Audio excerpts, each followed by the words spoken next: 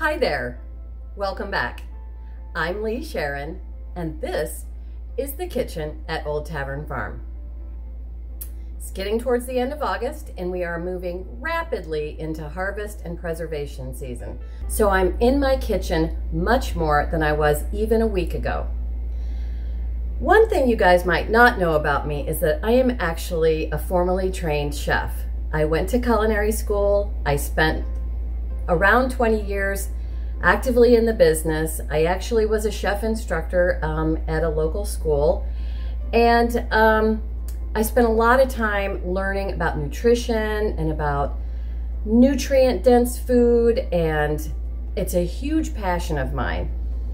So nutrition isn't just, you know, pulling the carrot out of the ground and eating it. It's actually a lot more complicated than that. Here in America, we have what we in my circle call a standard American diet.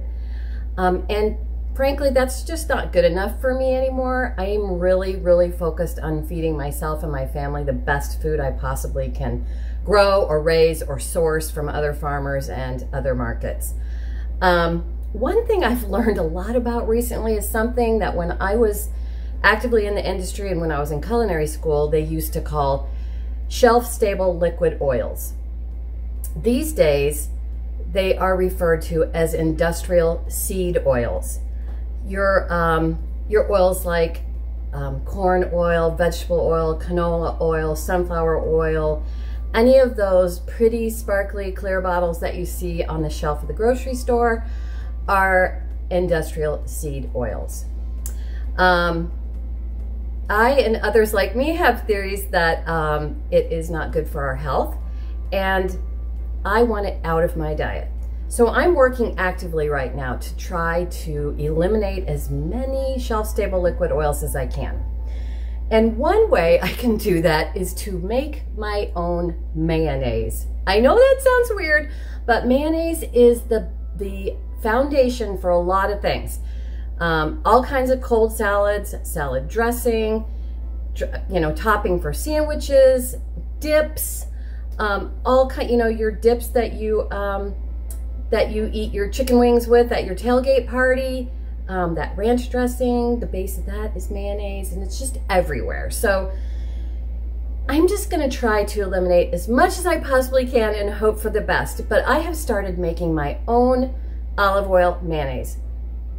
If you buy olive oil mayonnaise or organic mayonnaise, even if it's organic, it doesn't matter. I mean, it just has to have those oils out of it.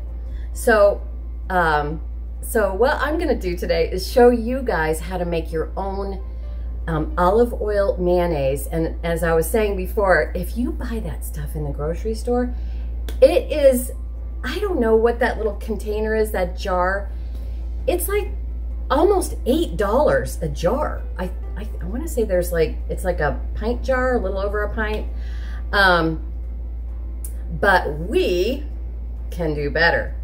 So for just pennies, I'm going to show you how to make your own olive oil mayonnaise, and you can make it your own. You can put garlic in it, which then it would become an aioli, but still flavor. So just using some of these and a bottle of this, you too can make your own lovely, non-toxic mayonnaise, and I am going to show you how.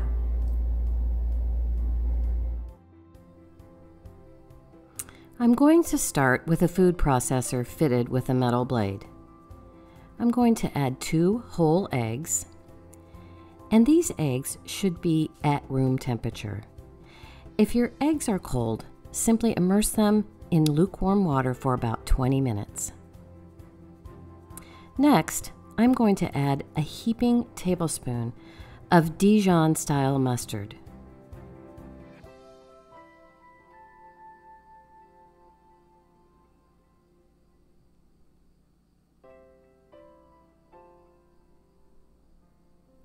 Then I'm going to add my vinegar. Your vinegar can be white or apple cider, You can use red wine vinegar, but today I'm using what I have, raw apple cider vinegar.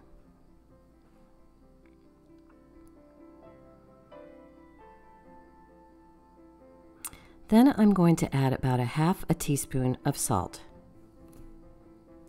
I'm going to set my food processor to mix for about a minute, and then I'm going to start drizzling in a total of 2 cups of extra virgin olive oil. I'll start this process slowly, adding it just a little drip at a time while the mixer is running. Just slowly drizzle in the entire 2 cups, and eventually your mixture will look and sound thick. Let this process for 2 to 3 minutes, and then test to see if the thickness is what you'd like. For me, this is perfect.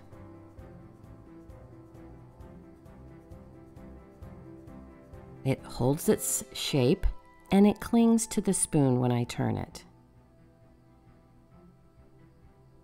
I will add this to a jar to store in the refrigerator, and while it's in the refrigerator, it will continue to tighten up.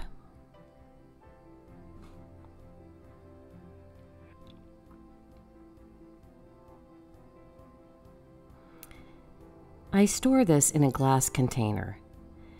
I don't have any plastic storage containers other than what comes from the grocery store. I usually just recycle these, and I only use glass to store food in my kitchen.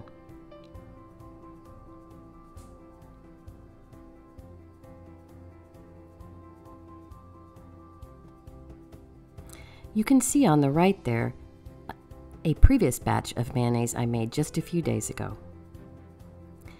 Once again, thank you for visiting. Big hugs. Until next time, bye-bye.